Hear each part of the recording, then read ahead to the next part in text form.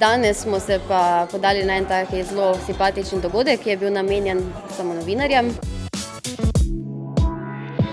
Obiskali smo atletski stadion, obiskali smo skatepark, obiskali smo tudi športno vas. Sedaj na koncu smo se pa ostali tudi v Ljudskem vrtu. Vmes nas je pričakalo tudi plesno presenečenje, naše uradne koreografije in himne Ofen, ki jo imamo. Za dogodkom moramo povedati, da smo kar zadovoljni. Vtisi novinarji so tudi zelo pozitivni. Mislim, da smo predstavili tudi nekatere informacije, ki so trenutno še neznane. Temu je bil tudi dogodek namenjen.